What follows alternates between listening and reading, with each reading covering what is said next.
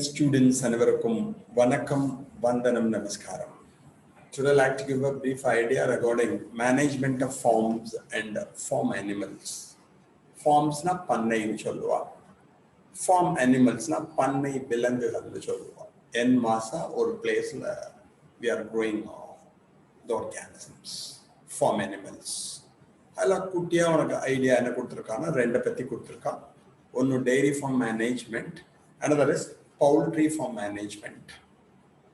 Dairying அப்படின்னா உனக்கு தெரியும் milk process தான். The management of animals for milk and its products for human consumption. So dairying அப்படின்னால என்ன வந்துடுறது? The management of animals for milk மட்டும் கிடையாது, and its products. milk product என்ன இருக்கோ அதுக்காக நம்ம க்ரோ பண்றது. எதுக்கு நம்ம டைரி முக்கியம் அப்படின்னா ஃபார் ஹியூமன் கன்சம்ஷன். மில்க் இல்லாமல் நம்மள்ட்ட எதுவுமே கிடையாது. ஒன்று மில்க் சாப்பிட போகிறோம், ஆர் பால் கோவா சாப்பிட போகிறோம், ஆர் பால் பவுடராக எடுத்துக்க போகிறோம், ஆர் கீ ஊற்றி சாதத்தில் பிசைஞ்சு சாப்பிட போகிறோம். ஸோ அது எதான மில்க் இல்லாத லைஃபே நமக்கு கிடையாது. அப்போ மில்க் ஈல்டு இருக்கு பாருங்க, it depends on the quality of breeds in the farm. அப்போ ஒரு டைரி ஃபார்ம் இருக்கு, அதில் என்ன முக்கியம்னா அந்த ப்ரீடு, எந்த ப்ரீடை நம்ம க்ரோ பண்ணணும். எந்த ப்ரீட் அப்படிங்கிறப்பையும் உனக்கு படிப்பில் விலங்கு இனப்பெருக்கம் and the quality of the breed. ஸ்பீஷீஸ்னு படிச்சிருப்பேன். அதே மாதிரி தான் ப்ரீடுக்கு டெஃபினிஷன். ப்ரீட்னால என்ன அர்த்தம்? த அனிமல், பிளான்ட் ஒரு அனிமல், பிளான்ட் ஒருக்குலாம் அனிமலும் இருக்கலாம். அனிமல்ல நம்ம ப்ரீட் சொல்லுவோம், ஸ்பீஷீஸ்னு சொல்லுவோம். Resemble one another in all the characters, both vegetative and reproductive, and they breed among themselves to produce a fertile offspring. அதுதான் ரொம்ப முக்கியம். அப்போ நம்ம மில்க் ஈல்டு எதை டிபெண்ட் பண்ணி இருக்குன்னா quality of breeds in the farm. High quality பிரீட்ஸை நம்ம க்ரோ பண்ணோம்னா, ஃபார் எக்ஸாம்பிள் ரெட் சிந்தி, சாஹிவால், கிர், இது நம்ம கண்ட்ரி. ஜெர்சி, ஹால்ஸ்டீன் ஃப்ரீசியன், இது மாதிரி இருக்கிறதுலாம் நம்ம க்ரோ பண்ணோம்னு வச்சுக்கோங்களேன். நம்மளுக்கு என்ன ஆகும்னா we get more yield. So the quality of the breed in the farm is very important to get more milk yield. A selection of breeds is very very important. நம்ம ஃபார்ம் வச்சுருக்கோம், ஒரு மாட்டு பண்ணை இருக்கு, அதில் எதை நம்ம க்ரோ பண்ணணும்? First is high yielding potential. நம்ம நிறையா ஃபுட்டு தரோம், என்னென்ன தேவையோ அது எல்லாத்தையும் அதுக்கு நம்ம ப்ரொவைட் பண்ணுறோம். பட் ஹை ஈல்டிங் பொட்டன்ஷியல் இருக்கும். ஒரு 20 liters 30 liters ஒரு வேலைக்கு கறந்ததுன்னு வச்சுக்கோங்களேன், we get more than. நிறையா ஃபுட்டை நம்ம கொடுத்ததுக்கு அப்புறம் வெறும் 5 liters மில்க் மட்டும் தரதுன்னு வச்சுக்கோங்க, ஒன்றும் பண்ண முடியாது. அது டிசீஸ் ரெசிஸ்டன்ஸ், அது ரொம்ப முக்கியம். டிசீஸ் வந்து மாடு ஒரு 40,000 to 50,000 rupees வாங்கியிருக்கேன், 1 lakh வாங்கியிருக்கேன். சில மாடெல்லாம் 10 lakhs கூட இருக்கும். அப்போ அது மாதிரி அவ்வளோ காஸ்ட்லியான ஒரு இதை நீ க்ரோ பண்ணிட்டு இருக்க. இப்போ டிசீஸ் வந்து ப்ராப்ளம் எடுத்துன்னு வச்சுக்கோங்க, ஒன்றுமே பண்ண முடியாது. So disease should possess disease resistance and adaptability to the climatic conditions. வேற எங்கேருந்தோ கொண்டு வாங்கி வளர்க்குற, வேற ஊர்லேருந்து கொண்டு நம்ம ஊரில் க்ரோ பண்ணுறோம் அப்படின்னு சொன்னால் அந்த என்விரான்மெண்டல் சேஞ்சுக்கு அதை அடாப்ட் ஆகும். அடாப்டேஷன் படிச்சிருக்கோம்.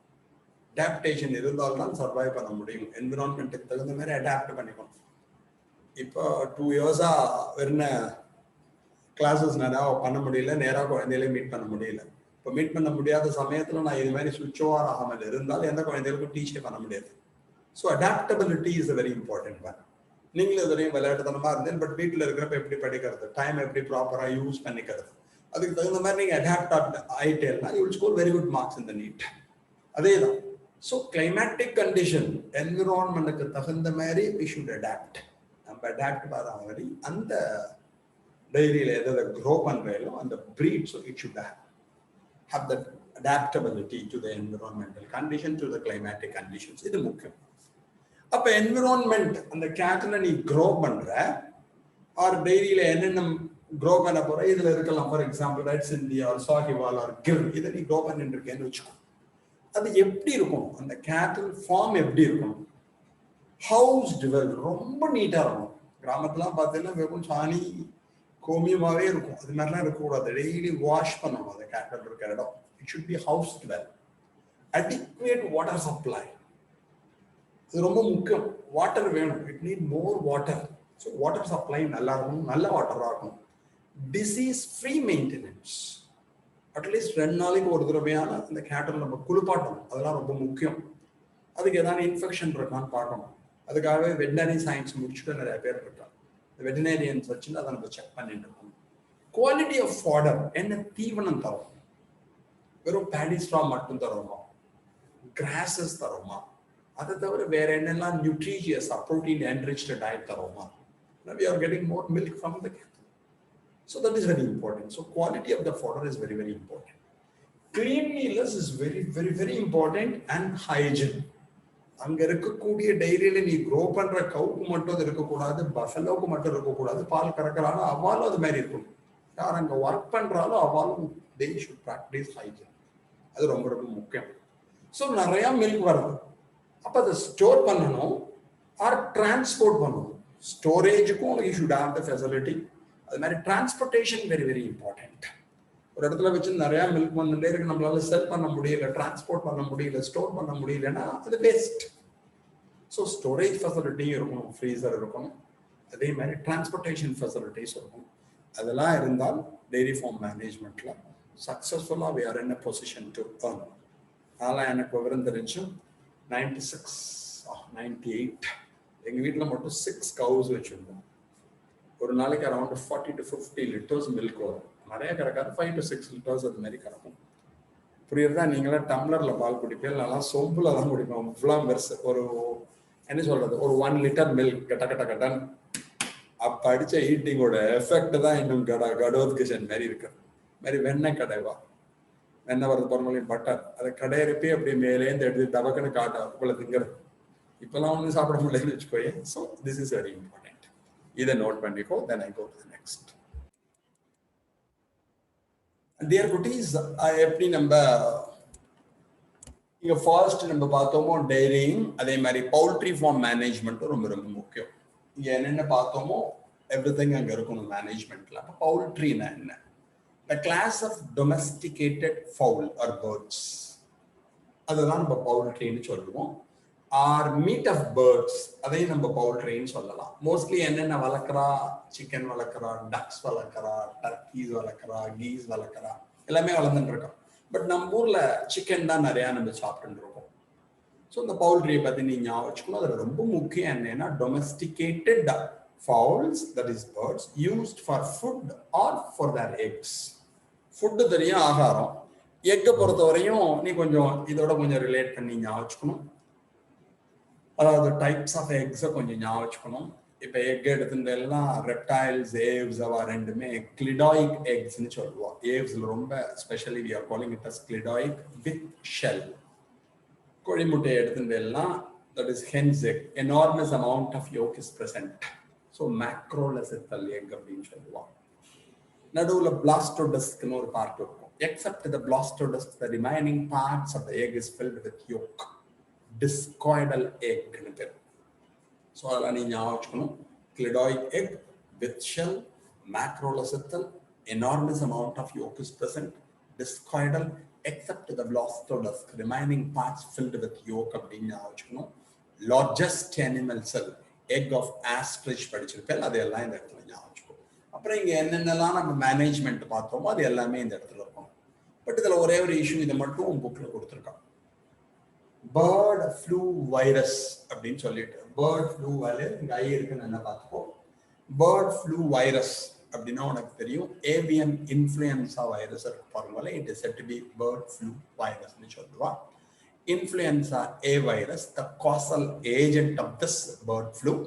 ரொம்ப முக்கியம், the most pathogenic strain. Pathogenicity அப்படின்னா உனக்கு தெரியும், disease causing ability of the microbe is said to be pathogenicity. Pathogen means the disease causing agent. The disease causing ability of the pathogen is said to be pathogenicity. The most pathogenic strain of this avian influenza is H5N1. இதுதான். இது நம்மளுக்கும் எஃபெக்டை pass பண்ணும். Untreated, it leads to death. அப்ப பேர்ட்ஸுக்கு இன்ஃபெக்ஷனை cos பண்ணக்கூடிய avian influenza, especially H5N1, நமக்குமே பேத்தோஜெனிக்கா இருக்கும். And untreated it causes a death. அதை இந்த இடத்துல ஞாபகம். நெக்ஸ்ட் உனக்கு இன்ட்ரடியூஸ் பண்ணிருக்கிறது அனிமல் பிரீடிங் பத்தி உங்களுக்கு பிரீட் அப்படின்னா என்ன? பிளான்ட் அனிமல் தான் ஜெனரலி பிரீட் சொல்லுவோம். Group of animal resemble one another in all the characters, both vegetative and reproductive. They breed among themselves to produce a fertile offspring. So, இங்க animal breeding அப்படின்னா விலங்கு இனப்பெருக்கம்னு தான் பேரு. Sexual reproduction ரொம்ப முக்கியம். Group of animals that share common features such as shape, size, appearance எல்லாமே காமனா இருக்கு அப்படின்னா they are genetically more or less similar, morphologically similar இருப்பா, genetically similar இருப்பா. ரொம்ப முக்கியம். they breed among themselves to produce a fertile offspring. அதே மாதிரி காமன் பேரண்ட் வந்திருப்போம். அதுதான் நம்ம breed அப்படின்னு சொல்லுவோம். அந்த breeding அந்த கான்செப்ட்ல உனக்கு என்ன கொடுத்துருக்கு அப்படின்னா அனிமல் பிரீடிங்ல 2-3 இது கொடுத்துருக்கா. அதை மட்டும் நீ பார்க்க முடியும். Animal breeding அதுக்கு ஒரு டெஃபினிஷன் கொடுத்திருக்காங்க. The application of genetics. Genetics நம்ம படிச்சாது dominance, recessive, dominant character, recessive character என்னென்னலாம் பார்த்தா எல்லாத்தையும் ஞாபகம். So application of animal genetics, advancement in genetics to improve the quality, quantity, efficiency and aesthetic value of animals. Application of animal genetics, advancement வந்துடுது. In vitro fertilization வந்துடுது. என்னென்னலாம் இப்போ advancement வந்துட்டே இருக்கு. அது மாதிரி genetic engineering வந்துடுது. We are in a position to alter the genome by using restriction enzyme and DNA ligases. So the application of animal genetics ஆயிடுது to improve the quality, quantity, efficiency and aesthetic value of animals. இப்போ நான் சொன்னேன் stem cell மூலமா we are in a position to culture animal muscles. தனியாக ஆட்டுக்குட்டி வளர்க்க வேண்டிய அவசியம் இல்லை. ஆட்டுக்குட்டியை நம்ம சாப்பிட்ற வளர்க்கறது மசில்ஸை திங்கிறதுக்காக. அந்த மசில் ஸ்டெம் செல்ல எடுத்து லேப்லயே என்ன பண்றா, மசில்ஸ் அப்படியே ப்ரொடியூஸ் பண்ணிட்டு இருக்காங்க. கொஞ்சம் நல்ல சேல்ஸ் கொண்டு வரும். அப்போ அந்த ஜெனட்டிக்ஸ் அப்ளை பண்ணி குவாலிட்டியை இம்ப்ரூவ் பண்ணணும், குவான்டிட்டியை இம்ப்ரூவ் பண்ணணும், எஃபிஷியன்சியை இம்ப்ரூவ் பண்ணணும். அண்ட் அழகுக்காக சில அனிமலை வளர்ப்போம். அப்போ எஸ்தெட்டிக் வேல்யூக்காக அதை நம்ம பண்ண முடியும். அப்ஜெக்டிவ்ஸ் என்ன? இதுல ஃபர்ஸ்ட் ஜெனட்டிக் அனலைசிஸ், ஜீனோம் ஸ்டடின்னு படிச்சோம். DNA that resides in a cell is said to be genome. அவள்கிட்ட நல்ல ஜீனும் இருப்பா, குட் ஜீனும் இருப்பா, பேட் ஜீனும் இருப்பா. பேட் ஜீனை ரிமூவ் பண்ணிட்டு வேணுங்கிற குட் ஜீனை நம்ம எடுத்துட்டோம்னா we can alter. So genetic analysis is very very important. நமக்கு heritable diseases இருக்கிற மாதிரி அவள்கிட்ட என்னென்னலாம் congenital diseases, heritable diseases இருக்கா அதை ஸ்டடி பண்ணலாம்.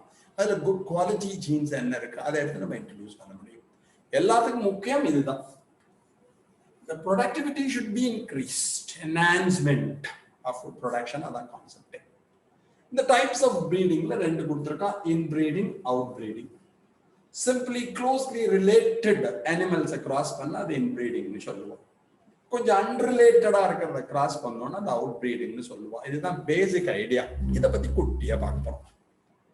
So inbreeding means mating between closely related individuals for 4 to 6 generations. அப்ப mating between closely related individuals for 4 to 6 generations closely related இருப்பா. அவளுக்குள்ள திருப்பி நம்ம சொல்றோம் சொந்தக்கார ஆள்கிட்ட கல்யாணம் பண்ணிக்கிறது. அது மாதிரி இருக்கிறது அனிமல்ல பண்ணணும்னு வச்சுக்கோங்களேன். அதுக்கு தான் இன்பிரீடிங்னு பேர். இது மாதிரி க்ளோஸ் ரிலேட்டிவ்ஸ்குள்ள நம்ம மேரேஜ் நடந்துட்டே இருந்தால் நம்மள மாதிரியே வாழ்க்கை என்ன ஆகும்? It leads to homozygosity. They are more or less genetically similar. அந்த காலத்துல என்ன பண்ணுவா, அத்தை குழந்தைகள், மாமா குழந்தைகள், அக்காவோட குழந்தைகள், அது மாதிரி ரிலேட்டிவ்ஸ்குள்ள தான் கல்யாணம் பண்ணிட்டே இருப்போம். This is called inbreeding. அப்ப இன்பிரீடிங் வரப்ப என்ன ஆகும்னா அது மாதிரி ரிலேட்டிவ்ஸ்குள்ள கல்யாணம் பண்ணிட்டால் பார்க்குற குழந்தை எல்லாமே ஒரே மாதிரியே இருக்கும். More or less genetically similar. அதே மாதிரி இந்த அனிமலும் என்னவா இருக்கும்னா மோர் ஆர் லெஸ் சிமிலரா இருக்கும், ஹோமோசைகஸ் இண்டிவிஜுவலா இருக்கும். It leads to inbreeding depression. Inbreeding 4 generations நடந்துட்டே இருந்ததுன்னு வச்சுக்கோங்களேன். Sometimes it may leads to sterility. சில சமயம் என்னாலாம் the heritable diseases in their genome is transmitted to the subsequent generations. So அது வரதுக்கான பாசிபிலிட்டி இருக்கு. குட் கேரக்டரும் பாஸ் ஆகும், பேட் கேரக்டரும் பாஸ் ஆகும். ரொம்ப ஜெனரேஷன் நடக்கிறப்ப என்னாலாம் it may leads to sterility அப்படின்னு சொல்றா. இது இன்பிரீடிங்ல வரும். அடுத்தது அவுட் பிரீடிங் கொடுத்துருக்கா. Outbreeding the breeding of unrelated individuals. இப்போ நம்ம ஊர்ல இருக்க மாட்டோம், ஆந்திராலேயோ கர்நாடகாலேயோ இருக்கக்கூடிய வேற ஒரு அதே சேம் கேட்டல்ல வேற ஒருத்தரோட கிராஸ் பண்றோம்னு வச்சுக்கோங்களேன், அதுக்கு பேர் என்ன சொல்லுவோம், அவுட் பிரீடிங்னு சொல்லுவோம். ஏன்னா அது ரெண்டுக்கும் ரிலேஷன்ஷிப் இருக்கிறதுக்கான இங்க என்ன சொல்லணும், closely related for 4 to 6 generation. இங்க அது மாதிரி 10 to 15 ஜெனரேஷன் அவளுக்கு நடுவில் என்ன இருக்கும், ரிலேஷன்ஷிப்பே இல்லாமல் இருக்கும். So breeding of unrelated individuals or unrelated animals இருக்கு பாருங்களேன், அவுட் பிரீடிங்னு சொல்லுவோம். நம்ம சொந்தக்கார ஆளுக்கு கல்யாணம் பண்ணிக்கிறதுக்கு பதிலாக வேற ஒருத்தர் கல்யாணம் பண்ணிக்கிற மாதிரி நம்ம ஊர்ல இருக்க ஒரு கேட்டலையும் வேற ஊர்ல இருக்கக்கூடிய வேற ஸ்டேட்ல இருக்கக்கூடிய இன்னும் கேட்டலோட நம்ம கிராஸ் பண்ணணும்னு வச்சுக்கோங்களேன். கவ் புல் கிராஸ் இருந்ததுன்னா அதுக்கு என்ன பண்ணுவோம், அவுட் பிரீடிங்னு சொல்லுவோம். இந்த அவுட் பிரீடிங்கை ரெண்டா பிரிச்சிருக்கோம். One is outcrossing, another is cross breeding. Outcrossing na enna, the mating of individuals having no common ancestors for 4 to 6 generation. Inga common ancestors 4 to 6 generation iruppa, inga no common ancestors for 4 to 6 generation. adha nam edha solradhu appadina vera state la irukkoodiya cattle oda breed pandrathu. Outcrossing nu edutondonu vechukonga, that is cross breeding. The outcrossing sonno adutha cross breeding na the mating of individuals of 2 different breeds. சம்பந்தமே இல்லை. நம்ம இந்தியாவில் இருக்கக்கூடிய சாகிவால் அதையும் நான் ஞாபகம் வச்சுக்கோங்க, வேற கண்ட்ரியில இருக்கக்கூடிய பிரவுன் ஃபிஷ் அதோடையும் கிராஸ் பண்ணணும்னு வச்சுக்கோயே, இதுக்கு பேர் கிராஸ் பிரீடிங்னு பேர். It leads to hybridisation. சம்பந்தமே இல்லாதது, ஆனா அதுவும் கொவ்வாதான் இருக்கும். பட் வேற கண்ட்ரி 10 இல்ல 100 ஜெனரேஷனா எந்த விதமான தொடர்புமே இருக்காது. அது மாதிரி இருக்கிறத கிராஸ் பண்ணணும் நம்ம கிராஸ் பிரீடிங் சொல்லுவோம். It leads to the formation of hybrids. இப்போ நம்ம ஊர் கேட்டல் எடுத்து நெல் வச்சுக்கோங்களேன், ஹேல் அண்ட் ஹெல்த்தியா ஸ்ட்ராங்கா இருக்கும். பட் ஃபாரின்ல இருக்க milk yield is amount less. But foreign எடுத்துட்டோம்னா அந்த கேட்டல் என்ன பண்ணும், 40 to 50 liters மில்க் வரும். அப்போ என்ன பண்ணுவோம், அவரோட ஆர்டிஃபிஷியல் இன்செமினேஷன் இருக்கு, அங்கேருந்து செமனை டொனேஷனா வாங்கிட்டு வந்து நம்ம கேட்டல்ல நம்ம கவுல இன்ஜெக்ட் பண்ணுவோம். அப்போ புதுசா ஒரு ஹைபிரிட் ஃபார்ம் ஆகும். அந்த ஹைபிரிட் என்ன ஆகும், நம்ம மாடு மாதிரி ஸ்ட்ராங்காகவும் இருக்கும், அவளை மாதிரி வி கெட் மோர் மில்க். அது மாதிரி பண்ணோம். சிம்பிள்ரா, சொந்தக்கார ஆளுக்குள்ள கல்யாணம் பண்ணிக்கிறது இன் பிரீடிங், சொந்தம் இல்லாதவாளுக்கு கல்யாணம் பண்ணிக்கிறது அவுட் பிரீடிங், வேற ஸ்டேட்ல போய் கல்யாணம் பண்ணிக்கிறது அவுட் கிராசிங்னு வச்சுக்கோ, வெளி அப்படி சொல்லுவாங்க. கிராஸ் பிரீடிங் அப்படின்னா சம்பந்தமே இல்லாத country, India America, India America America, அது மாதிரி நம்ம புதுசா ஒரு பிரீடை ப்ரொடியூஸ் பண்றோம்னு வச்சுக்கோங்களேன். அது மாதிரி இருந்ததுன்னா அதை நம்ம என்ன சொல்லுவோம் அப்படின்னா கிராஸ் பிரீடிங்னு சொல்லுவோம். இதை தவிர இன்னொன்னு இருக்கு, இன்டர் ஸ்பெசிபிக் ஹைபிரிடைசேஷன் ஒன்று இருக்கு. இன்டர் ஸ்பெசிபிக் ஹைபிரிடைசேஷன் வச்சுக்கோங்க, crossing 2 different species, 2 different unrelated species, ரிலேட்டடே கிடையாது, அதை கிராஸ் பண்றது. உனக்கே தெரியும், 2 கிராஸ் பண்ணி குதிரையும் கழுதையும் குதிரையும் கிராஸ் பண்ணி மியூல் இருக்கு பாருங்க, கோவேரி கழுதைன்னு ஒண்ணு வந்து பாருங்க. அதை நம்ம என்ன சொல்லுவாங்கன்னா இன்டர் ஸ்பெசிபிக் ஹைபிரிடைசேஷன் சொல்லுவோம். மியூல் கொடுக்குறப்ப புக்ல தரல ஞாபகம் வச்சுக்கோ, மேல் டாங்கி ஃபீமேல் ஹார்ஸை கிராஸ் பண்ணது மூலமா புதுசா வந்து மியூல் சொல்லுவோம். அந்த மியூல் என்னவா இருக்கும், இது மாதிரி சம்பந்தம் இல்லாத ஸ்பீஷீஸை நம்ம கிராஸ் பண்ணோம்னா புரோட்டோபிளாஸ்மிக் ஃபியூஷன் உங்களுக்கு சொன்னேன் பாருங்களே, அதை தான் இங்க சொல்றப்ப இன்டர் ஸ்பெசிபிக் ஹைபிரிடைசேஷன். இன்ட்ரானா சேம் ஸ்பீஷீஸ்னு அர்த்தம். இன்டர் ஸ்பெசிபிக் ஹைபிரிடைசேஷன்னா 2 different species are crossed. பிளான்ட்டை பொறுத்தவரையும் potato tomato you get pomato, like that இங்க என்ன பண்றா, டாங்கியையும் அதே மாதிரி ஹார்ஸையும் கிராஸ் பண்ணி you get animal called mule. Lion plus tiger, liger அவெல்லாம் என்னவா இருப்பா, ஸ்டெரைலா இருப்பா. இதே மாதிரி ஏகப்பட்ட மெத்தடாலஜிஸ் இருக்கு. Okay, thanks a lot for hearing. Thank you very much. Thank you.